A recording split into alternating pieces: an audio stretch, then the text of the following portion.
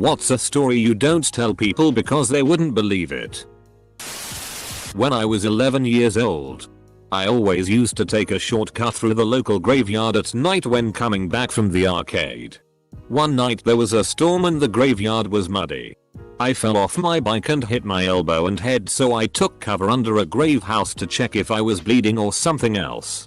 It was already dark, but I could see 3 men carrying a bag and dumping it in an opened hole, and they proceed to cover it. I saw everything. When they left, I went to the guard's place and told him what I just saw. He told me to calm down and gave me a cup of milk and told me to stay there while he went to check for himself.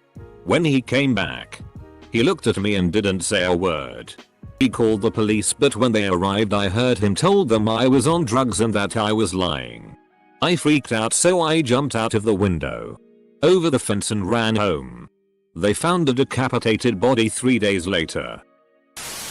That 1st of April last year, when Coffee Stain Studios was about to release Goat Simulator, their router died and they had no internet access at all.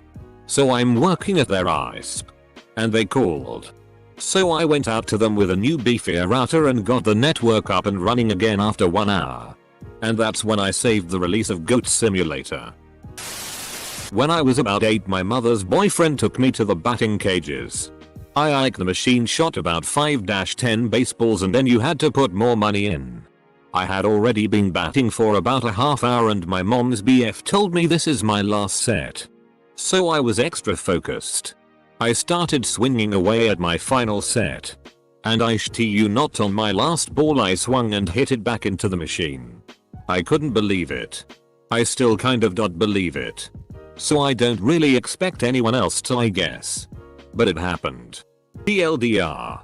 Hit the last ball back in the machine at the batting cages. I was a homeless drug addict living in the streets of San Francisco. I lived outside for like 2 years. I ate out of dumpsters and injected drugs outside. I am married now. I have 3 kids. I just finished 2 years as the PTA treasurer. Despite being a convicted felon, I tell some people my story. I don't bother with the majority. They wouldn't believe it. That in grade 4 I made a noise to imitate the bell before it went off. Basically screamed at the right pitch and got kids to leave for recess early. Nobody believes me. I used up an entire large Bic lighter once before I lost it. When I lived in China, people often asked me what was different about life in the US. I told them in the US we don't keep small hot water heaters in our bathrooms. We have a large hot water heater in our basements that send hot water to every faucet in the house. I got called a liar enough times that I finally stopped bringing it up. In the US I was once asked the same question and I told them that in China they have small wall-mounted hot water heaters in their bathrooms for showers. Again I got called a liar. There is just no pleasing some people.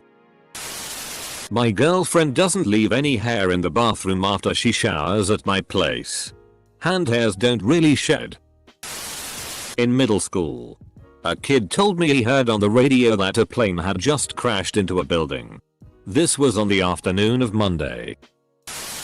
I had a girl in middle school touch my no area without my consent. I always told her to stop, but being the scrawny kid in school she was stronger than me and I couldn't get her to stop. I started skipping the class I had her in and got in trouble for it just because I didn't want her touching me.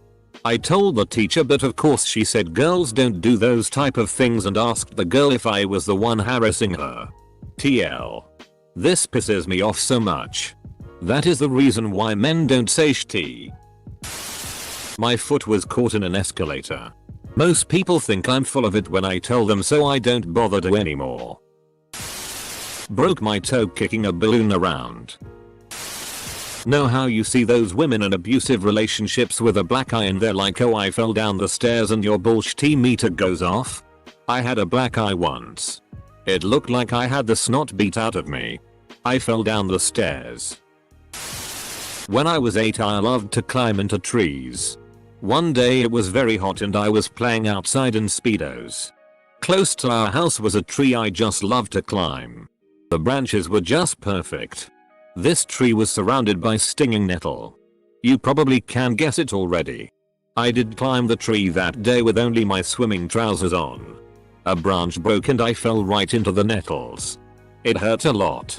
I jumped on my bike, nettled from head to toe, and in a blind panic I drove direction home. This was on a small path going downhill. I lost control over my bike, hit a pole with my head and fainted. My neighbor friend found me and she called my parents, who called 911. I was taken to hospital with a severe concussion and nettle poisoning. Once upon a time, long ago, the Toronto Maple Leafs won the Stanley Cup. It actually happened. But when I tell people, they insist it's just silly mythology. When I was 13, my dad started drinking with my 11-year-old sister. He told me he was going out with her to get dinner and I couldn't have any. He let her drive and she totaled the car. A cop came and let him go, and when CPS came to check on us, they did nothing. We told them we were okay out of fear and they closed our case. I used an entire tube of chapstick and still have it to this day. I'm never going to lose it. Ever. Not very hard to do when you eat it. It's believable. But at the time people didn't believe me. People would say that my town didn't have any wolves at all. But I was walking down my street in the middle of the night and a wolf was literally 5 feet away from me. I was walking one way and it was walking the other, but watched me the entire time. I'm so glad my house was closed. Of course now, 10 years later, people know there are wolves there. They kept telling me it was a dog. I know what a grey wolf looks like. My town has a lot of wildlife. I saw a huge moose running down my street. A deer with her baby. Cougars and plenty of bears. I went to Starbucks and they spelled my name as Kyle. I was hit by a Mack truck and had my head split open 10 years ago. They put my head back together and I am fine today. Most people don't believe I was hit by a Mack truck and survived. When I say I was it, I mean I was it. I was not in a car or anything. The truck lunged forward and hit me while I was walking.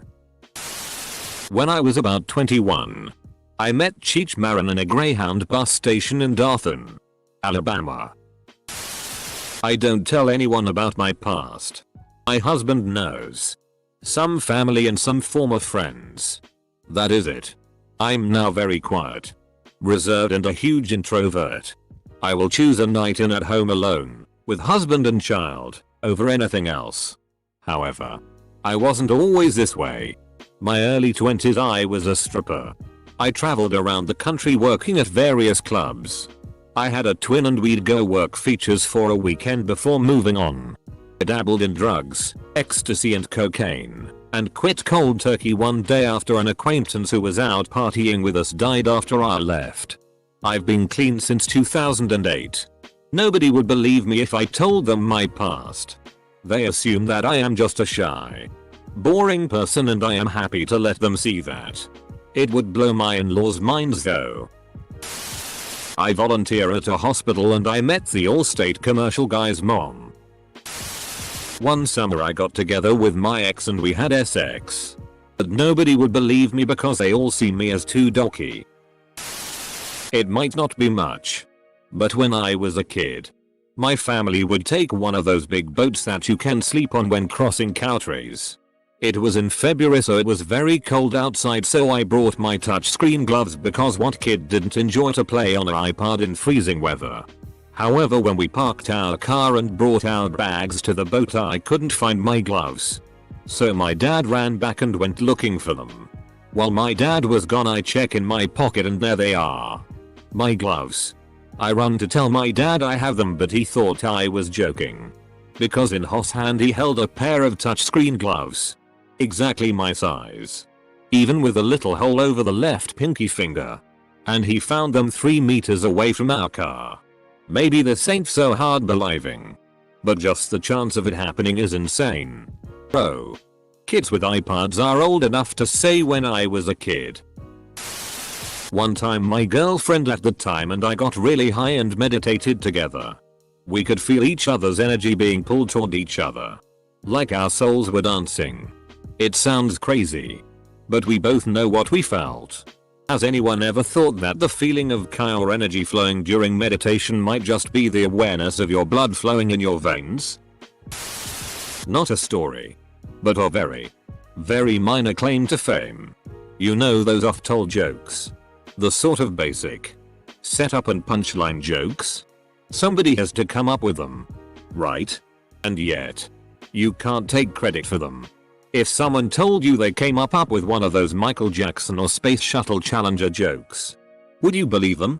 Of course not. You'd think they were a crank. That said, I came up with a joke when I was 11 years old that made it into circulation and was retold to me few times in later years. But I couldn't really claim credit for it. I've only told a couple people I authored it. One of them made me look him in the eye and swear that it was mine. Without further ado, I give you that joke, clear's throat. Why did the baby cross the road? Asterisk.